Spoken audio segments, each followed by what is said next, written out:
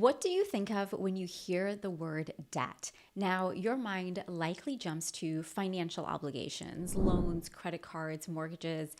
It is a weight and a pressure that we all understand that is measured in dollars and cents.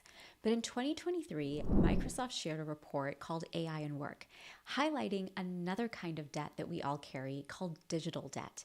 It's the accumulation of all the unread emails, unattended meetings, and all of those unchecked notifications that really demand our time and attention, leaving us feeling constantly behind. And unlike financial debt, you can't just pay off digital debt with money. It requires strategic investment of both your time and focus. How do you navigate change? It's a question we think about often, and one that today's world expects us to be comfortable with. The challenge, however, is where do you begin? And how do you develop the mindset and skills to be successful? You're listening to Designing Schools, and I'm your host, Dr. Sabba Kidwai, educator, researcher, and storyteller. Join me each week for stories and strategies that bridge the gap between research and practice, as together we explore how might we design schools.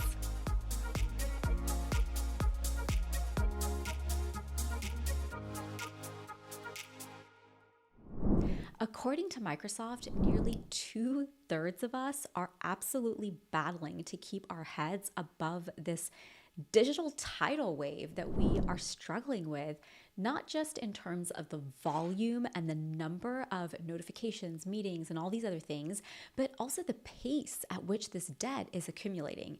And today's guest has been thinking about this problem for a long time, and he's going to be sharing with us a lot of ideas about how his company is helping people reduce their digital debt. So I am delighted today to be joined by Jakob Knutzen, the CEO and co-founder of Butter, an online platform designed to help you run more engaging sessions with all the tools you need to prepare, run, and recap your collaborative time together.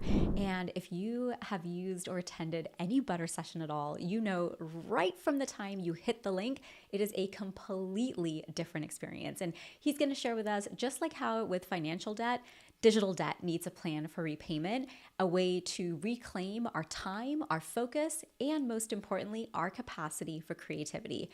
At a time when we are all trying to really zone in on our identity and define our roles in an AI world, while we are simultaneously watching the lines be blurred between what humans do and what machines do, Jakob shares a few skills that give us a unique human advantage.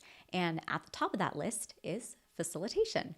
Yes, facilitation, a term that we hear a lot, but I don't really think we always grasp the full power of what it really means and why it's so uniquely human.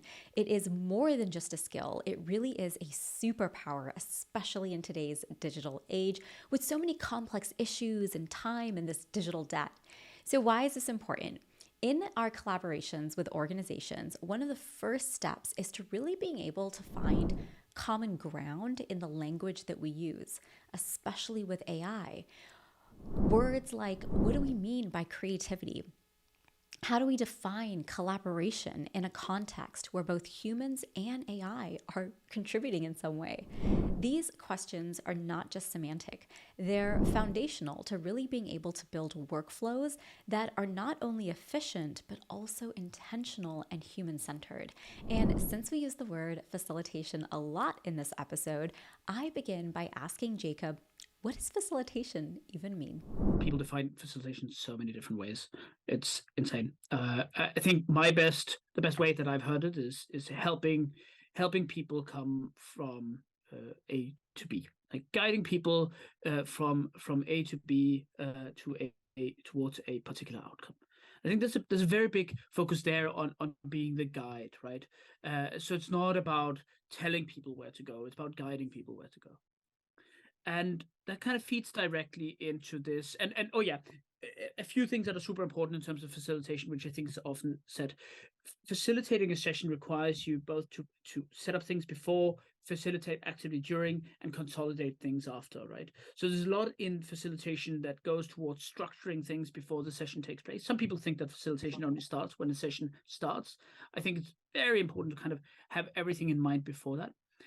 then there's the whole guiding people during the session, actively making people adhere to that structure, or actively guiding people away from that structure to kind of go back to the structure if that's necessary. And then after the session, helping people consolidate everything. I think there's one skill that is above all incredibly important when it comes to facilitation, and that skill is empathy. It is the one thing, like everything else that I said here, an AI could just as easily do. But the whole idea of having empathy and on an ongoing basis, understanding and connecting with the people that you're facilitating with, that's something that you truly need as a facilitator to both be able to drive people towards a goal and adjust accordingly. The art of facilitation is truly a unique human advantage. Jakob really captures this well in its essence, describing it as this process of guiding people from point A to point B, not just physically and intellectually, but also emotionally. And at Designing Schools, you probably already know, we are really deeply grounded in this belief that cultures of innovation begin with a culture of empathy. It's this belief that by listening, we are able to strengthen relationships, we are able to build connection, understanding, and growth, all in the service of being able to design solutions that actually meet the needs of the people we are designing for. Facilitation really demands this profound level of insight and the ability to also make adjustments very intuitively and very on the fly. It is more than a transaction of knowledge. It is really about creating pathways for learning and discovery. This traditional view as educators, as just these deliverers of knowledge, is really becoming outdated, if not already outdated. And in an area where AI can access and disseminate so many facts in just milliseconds, that human touch and your ability to connect and to inspire really is your most valuable asset, because it's really one of the most uniquely human things that we have and that we do is our ability to observe and gather insights about what we're seeing based on who is around us and then designing from there. And that really is what a great facilitator does. They're able to observe and listen, and they have this intuitive nature, and they're able to take those insights and turn problems into solutions. Jakob's vision really resonates deeply with me, especially this emphasis he has on the value of facilitation. And I just really deeply respect him as well, because he's been looking at this way before tools like ChatGPT became a household name. And it is one of the core criteria I look for when I look to learn from somebody. I look to see, okay, how long have you been doing this work? And his commitment to this field, to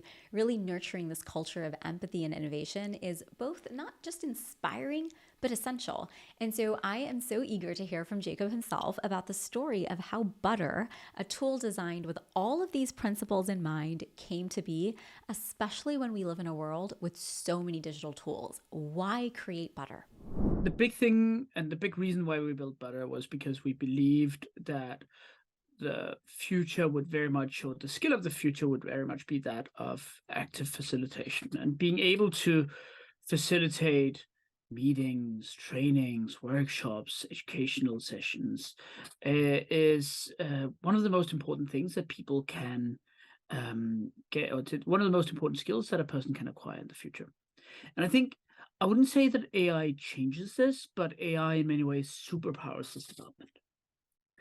And what I mean by that is AI, firstly, what AI cannot do is take over the role of facilitation.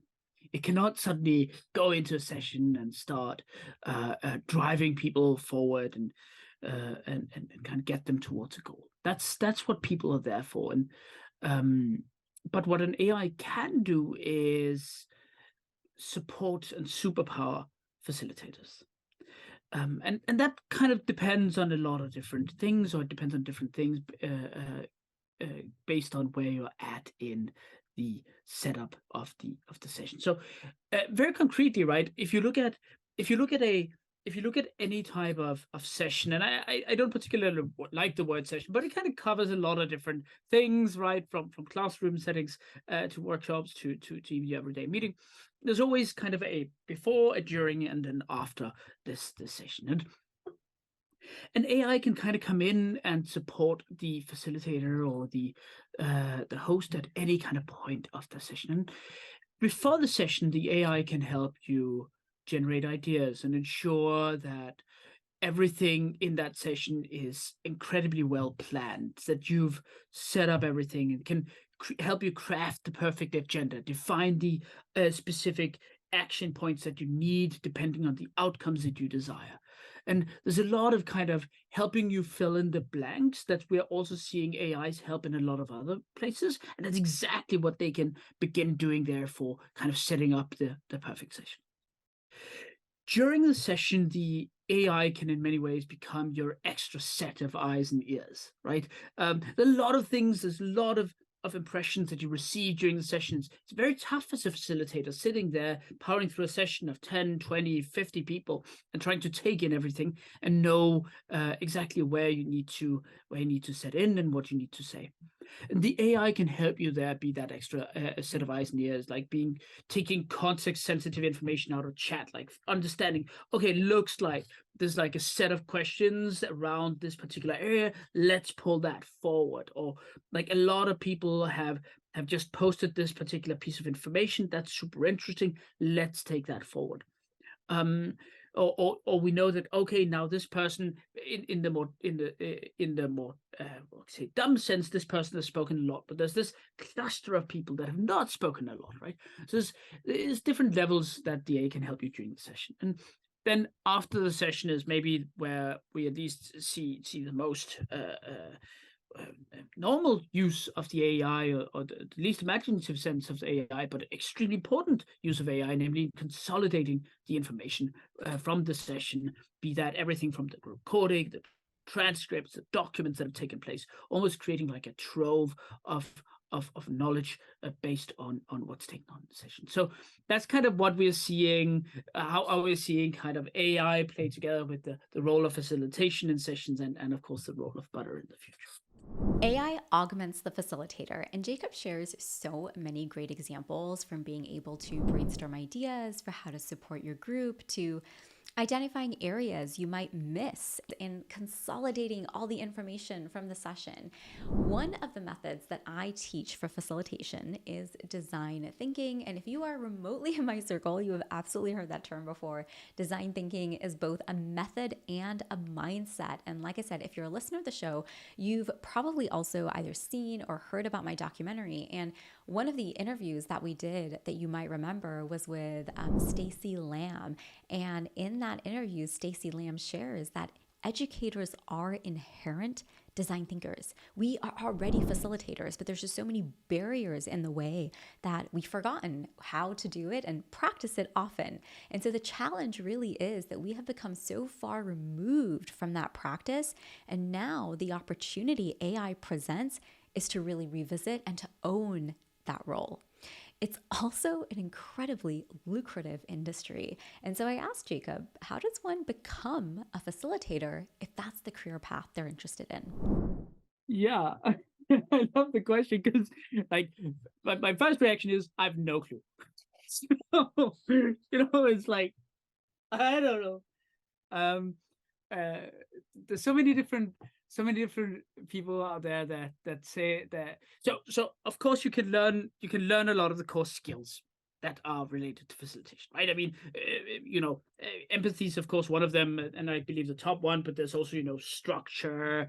There is there's listening. There's a ton of different skills that kind of feeds into the facilitator skill set. And I know that there are a lot of great courses out there that teach many of those skills. But overall, I'd say learning by doing is the most amazing way of kind of getting into that game.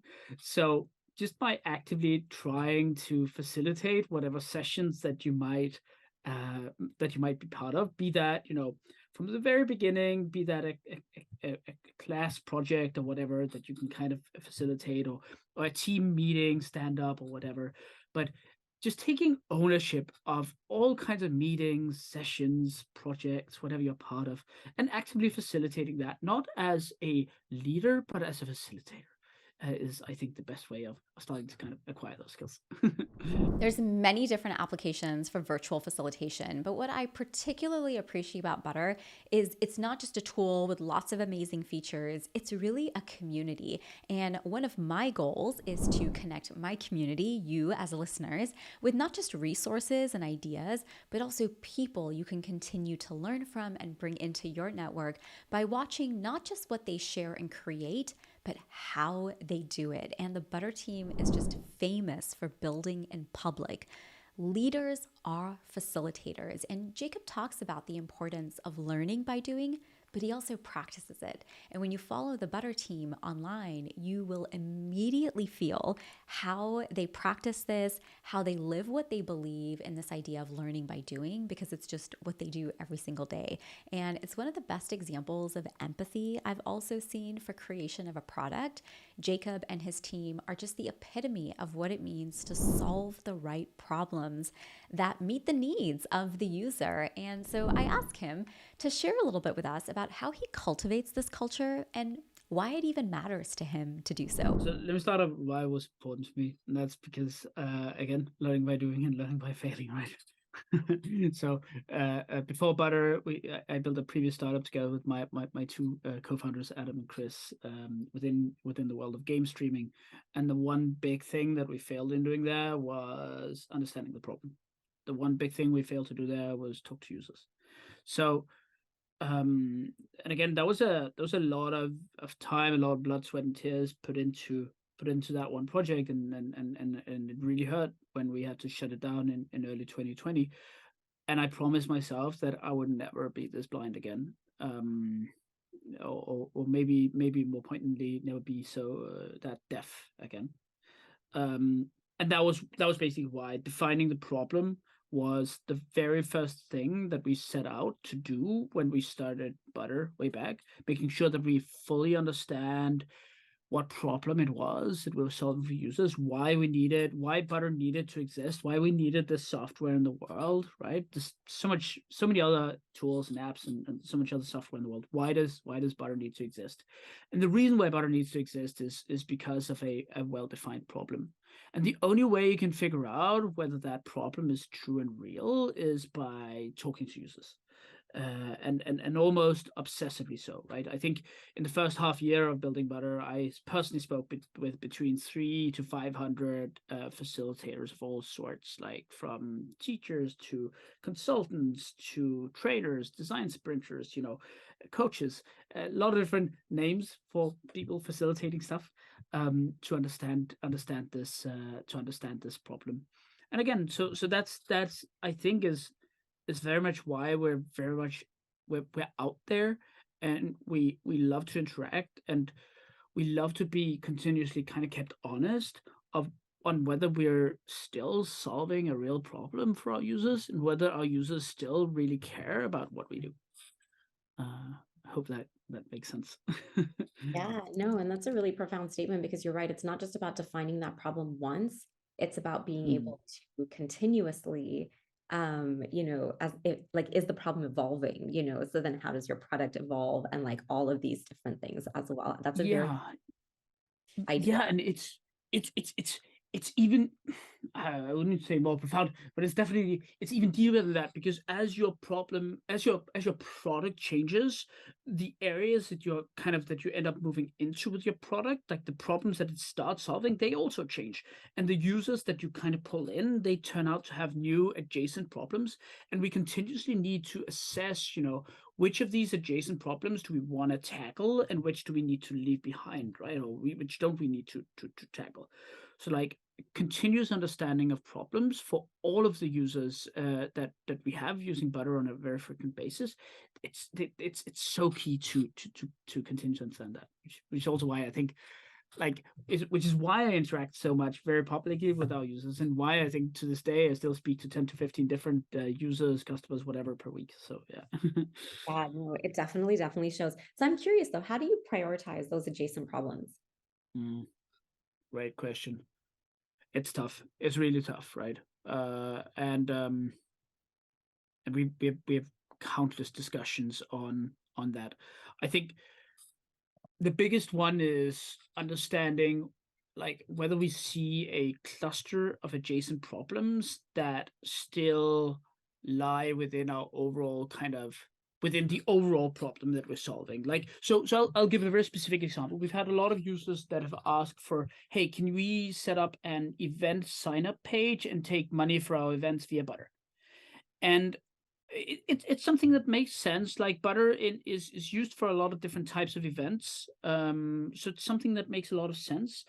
But that's something where we said, like, we're not currently building for large scale events. We're building for higher frequency use cases such as bootcamp trainings, frequent workshops, education sessions, and those sessions would not need an event page where you take money for it, or at least the most frequent ones don't. So that's an adjacent use case where we're not taking up. Whereas other things that we've seen is like having participant registration is super important, or like what's called attendance registration, super important for both education use cases, training use cases. So that's something that's super important to us. It's a bit of an adjacent problem, but it's something that we really want to move into. So that's where we've gone. So again, to take a step back, the way that we define whether we tackle an adjacent problem relates to our overall vision of what we want Butter to be, and where we see the biggest pull from our most important users. How sharp is your hearing in your organization? Why does your organization need to exist? Why does your team need to exist? Why does your class need to exist? As you listen to these stories from people, how do you decide what to prioritize? What do you keep? What do you create? And how do you answer why? Butter has so many incredible case studies that really show the outcomes from redefining how we work, how we learn through the questions we ask, the problems that we solve, and the areas that we choose to prioritize. I just love learning from this team. And so I ask Jakob what some of his favorite examples are. And as he'll share, he has one story he says for the heart and one story for the mind. I've got one for the heart and one for the mind. Yeah. Okay. So firstly, one another deep, profound statement. I think I think people totally underestimate how much like the ways of working in education kind of just flows into corporate and I even don't dislike the word corporate, but into adult life. There's so many different ways of doing that are exactly the same thing, and so many different ways of building product. And I think I only first realized that after starting Butter. And that's the wonderful part of the first I guess story. The first something that really made a big smile kind of creep to my face was during COVID. I think it was mid 2021. Taiwan was in very deep lockdowns, and it was one of the fiercest lockdowns, I think, in I guess you could call it the developed world. And we started seeing a big uptick in Taiwanese users. And it turned out that the Taiwanese Ministry of Education had tweeted about us. So that was super random, not a space we'd built for. And then, a few weeks after that, we suddenly get a message from this Taiwanese, I guess the best word is grade school. These things are called different things all throughout the world, right? But 5-6-year-olds in Eastern Taiwan that could suddenly, host their sessions for these different pupils online on Butter. And, they send us pictures of these 5-6-year-olds sitting, with their little math school books, solving problems on Butter. And it was just super, super touching that, and these teachers would just said, oh, it's amazing because the warmness and the look and feel of the app, that just really made make these kids open up in a different way and made education so much easier for them, and teaching them remotely so much easier for them. It's been wonderful, and it's actually been one of our biggest success stories also. Like, I think it's a Taiwanese school district now that's using Butter for all of their remote sessions, and it's also helped get out to a lot of students. Like, so that, again, this part of Taiwan is very mountainous, so it's like some students have to dial in remotely quite frequently, and it's helped like lift the overall level of remote education in that entire school district, which is amazing, and it's something we didn't build Butter for at all. So it's like really wow. Nice when I heard about it.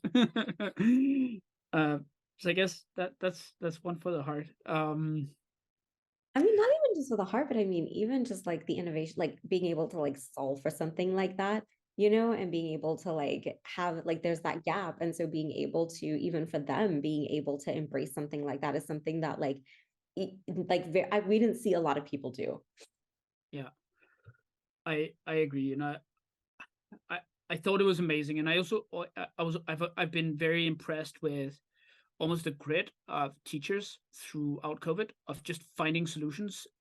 And I think honestly, when looking at our user base, and the people that I've spoken to, the grit and tenacity that I've seen from especially teachers in finding new solutions has been uh, extreme compared to some of our more corporate users that needed it for, like say, less frequent use cases, or just wasn't as bullish or as tenacious in finding a way through. So it's been super impressive, to be honest. A little earlier, I shared Stacey Lamb's interview quote with you about how educators are inherent design thinkers. So it makes me wonder, why do we not give people the time and space to be who they are truly meant to be? It's these skills that Jakob shares that employers are looking for, that we're all thinking about how we can integrate. So I asked him to share a story that resonated with him from the business side. And if you're wondering how to integrate innovation into your organization, Jakob is going to share how every organization can embrace a startup mindset. We had some users from a company called Design Lab, which are doing design boot camps. That I think they were using us for a kind of a project of, I think it's called capstone project, something like that. They were doing a capstone project on different products, and they chose butter as kind of the product to do a project about. And these students like started kind of sharing and using butter internally, and suddenly, like from our perspective, it absolutely exploded. Suddenly we saw usage within this organization in a lot of their different sessions be happening on butter, and it turned out that our tool, which again at that point it was some time back, we didn't know that was this useful for, especially for boot camps and types of sessions like that, and training adult education sessions, I guess you can call them. And it was amazing to see how that kind of just grew organically from a project of a pool of students just like kind of testing butter out for, or using butter as a use as kind of a case study, to butter. Actually, I think today we're being used by most of the internal trainers in Design Lab. So it was a pretty cool success story from this side. Yeah. And for anyone who like follows you, I'm going to put obviously all your information and everything in, but like I feel like there's just so many different ones, not only that your team publishes, but I think just from users as well, of the energy really that's created when they're in there. All right, so okay, I have another question for you. No matter how established people are, right? So even you guys now, like yes, you're new, but you've still been around, I think, for a long time.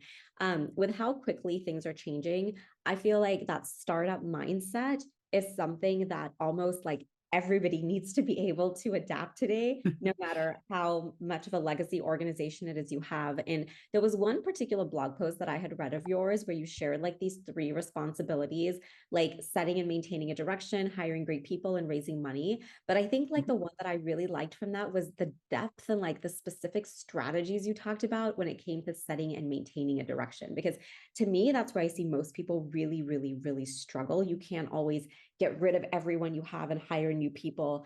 A lot of like, people don't always raise money, but they have funds that they can use. But the direction, how do we create this direction? How do we maintain it? And how do we change as we need to go? I would love to hear your thoughts on advice to legacy organizations about how they can build that startup mindset. Yeah, it's a tough one, right? And it's a tough one mostly because it's so easy to say stuff. It's so easy to come with great piece of advice, And it's so easy to tell big legacy organizations, oh, you just need to go back to your roots, right? Again, my career started in strategy consulting and what's now Bain and Company, right? And it's like I've seen these big organizations from the inside and seen how slow they can be, even if they've got amazing top management that really wants them to move. But I can say kind of the three things that I focus a lot on in terms of startup mindset, and I think my thoughts have even changed since I wrote that blog post. But I think the three things that one needs to do in terms of setting and maintaining direction. The first thing is knowing where you're at. The second is knowing where you want to go in the long term, and the third is knowing what the very next step is. I know, maybe they don't seem like initially connected, but humor me for a second. So knowing where you're at, so tough. It seems simple, but it's so tough, right?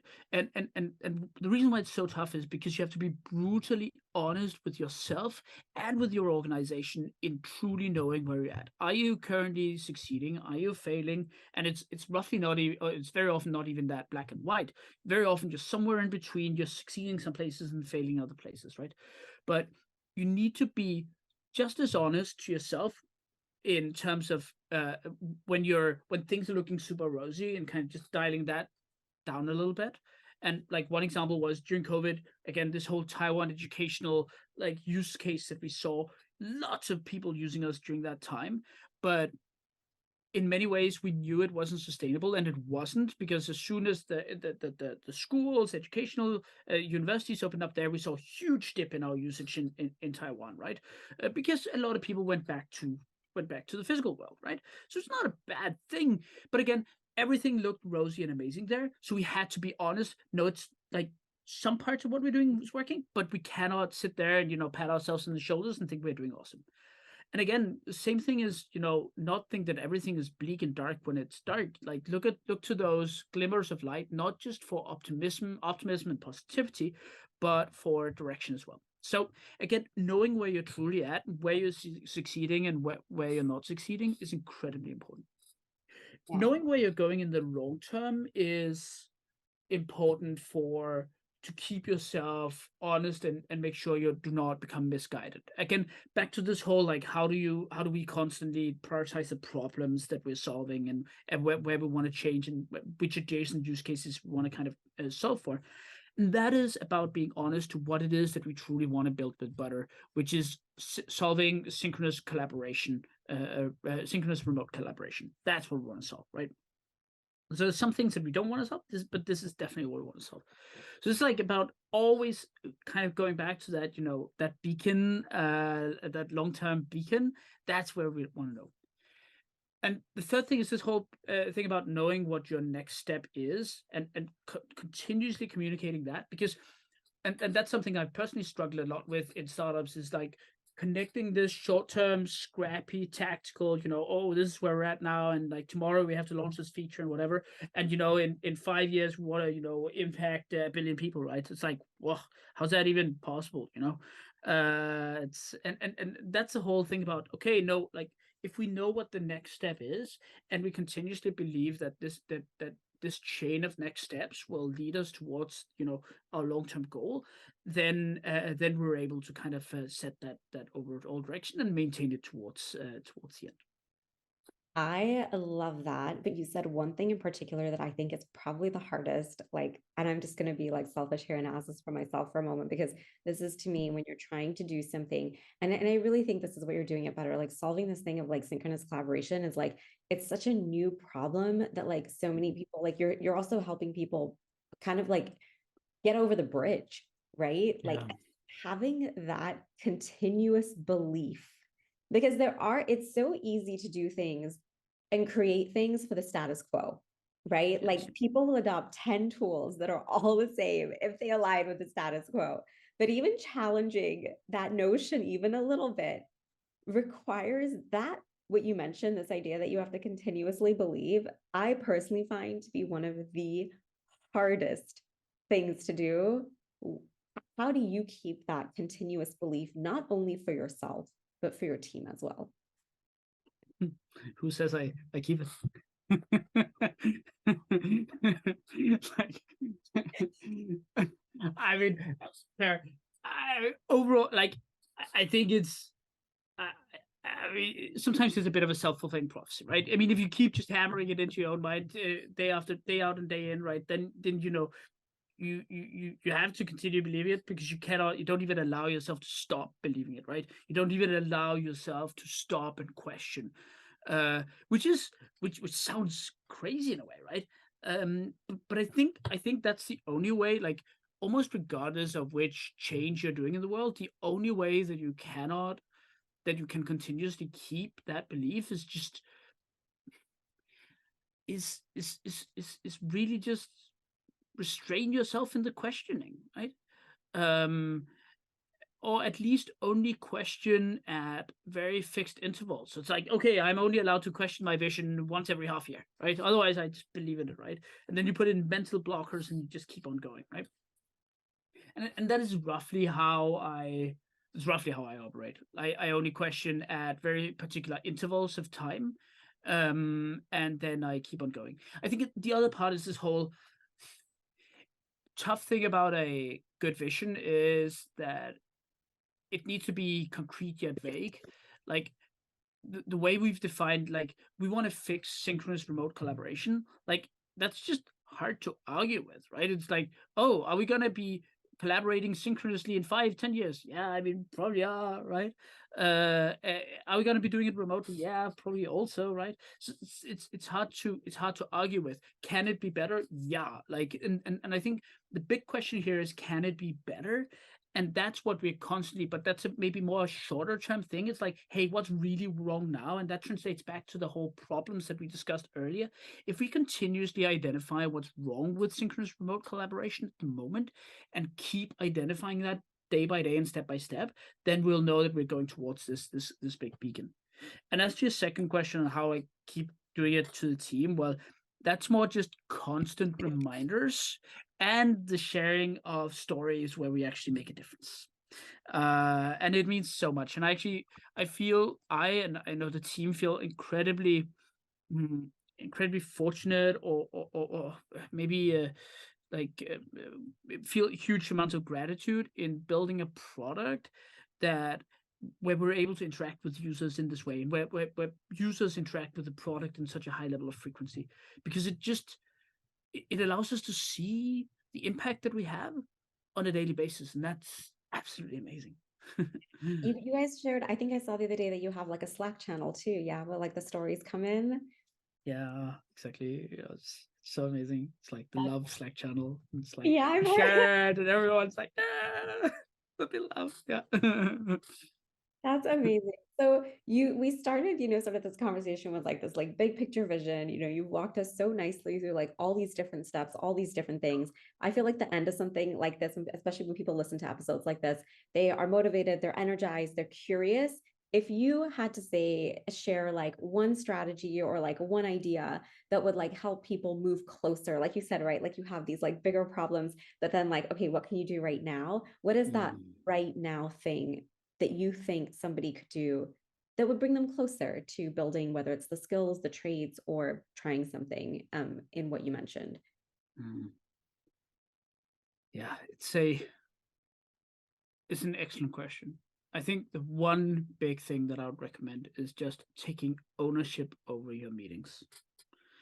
And meetings could be anything, again, could be anything from, a classroom, could be project, could be workshops, could be team meetings, but take ownership. And what I mean by that is, like, you're probably part, or everyone people that are listening to this podcast are probably part of meetings on a very, like, on a daily basis, on a weekly basis at least. And many of those meetings, nobody really takes full ownership up. Maybe there's leader, but maybe there's not, right? And I think just stepping up and taking ownership and asking, hey, what do we need from this meeting, and leading people through to that end, that's a great way to start in terms of kind of learning these skills of empathy and finally of facilitation. I know it's going to be super awkward in the beginning, super awkward, but I mean, this is the absolute best way of kind of building this skill set. As Jakob shares, the startup mindset is to really know where you're at, where you want to go in the long term, but most importantly, what is step one to get started? So I want you to think today, what could step one look like for you? Now, hearing this might make you think that maybe you have to have a certain level of seniority to take that step, to ask that question, or to share an idea about what this could look like. But the opportunity for you right now, if you are listening, is to know that no matter what your role is, you can be that person. As I always share, leaders are not defined by their titles. They're defined by their ideas and their impact. So I asked Jakob to share what advice he would give to somebody that maybe feels like, oh, I don't know if I'm the right person. What can you do as an individual to take that step one to help people come up with an idea and to really just take that initiative to help people reduce that digital debt in your organization? I think there will always be awkward silences in the meetings, very often in the beginning. Take that awkward silence and ask, what are we trying to achieve here? That's the one sentence, the one question that you just need to be brave enough to ask in that awkward moment of silence. What are we trying to achieve here? And by asking that simple question, you're already directing the meeting, you're already taking ownership of this meeting and starting the conversation that will lead to a way, way better session towards the end. What are we trying to achieve here? What an incredible question. And I really hope that today gave you some inspiration and motivation to be the person on your team or in your organization to ask. I'm going to link all of the resources shared in today's episode in the show notes. And if you are somebody who is interested in learning more about facilitation, about design thinking, and AI, then I have a free masterclass linked here for you as well on this very topic. As humans, we were born to do more than spend 20 plus hours a week drowning in emails and meetings. So together, let's work to reduce our digital debt so that we can really free our time to focus on what matters most, whatever that may be for you.